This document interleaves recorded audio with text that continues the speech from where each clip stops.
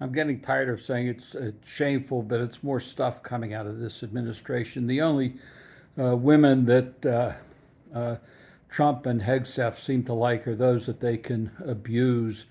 Um, they have Hegseth has refused to advance or promote women, notwithstanding the fact that they've won combat medals and they're a hell of a lot more patriotic than he ever has been. And certainly that idiot in the White House who managed to get doctors to say he had uh, uh, bone spurs. The only spur I know he has is in his brain because it's not working. They denigrate women. They don't promote women. They're a disgrace to the uniform that they pretend to serve over. Meanwhile, Hegseth, in another absolutely disgusting move, took down on the American one of the American cemeteries that's overseen by the Dutch, and the Dutch citizens honor the graves of those who were buried there.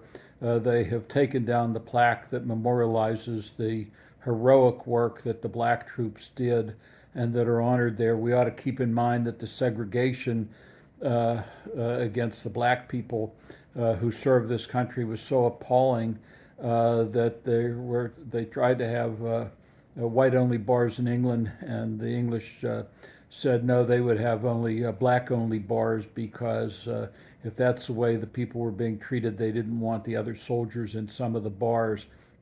Meanwhile, the Red Tails and the Tuskegee Airmen were some of the most uh, feared by the Nazis and some of the most revered by the bomber pilots who had them being protected. Meanwhile, Trump is and Hegseth are bombing people willy nilly throughout the Caribbean and the Pacific, so that England, our closest ally, or certainly one of them, has now said they are no longer sharing intelligence with the United States because they don't believe that there's any evidence that the people that Trump and Hegseth are killing have been shown to be drug runners. Meanwhile, Dr. Odd corrected uh, the idiot RFK Jr.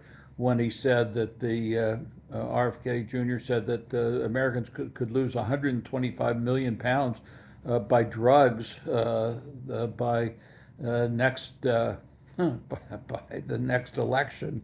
Why that would tie into what they think is beyond me. But the Dr. Oz corrected him and said that's 125 billion pounds. That means each of us would be in a position to lose, on average, about 300 pounds. Uh, I can't do it, but Trump probably could and still be around. If we talk about just the size of his mouth, Hegseth could do it.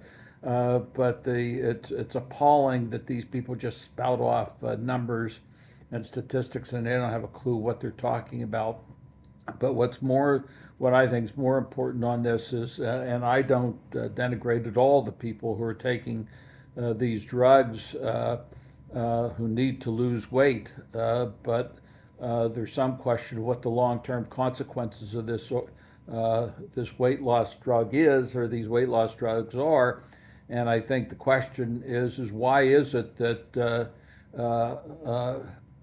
RFK Jr.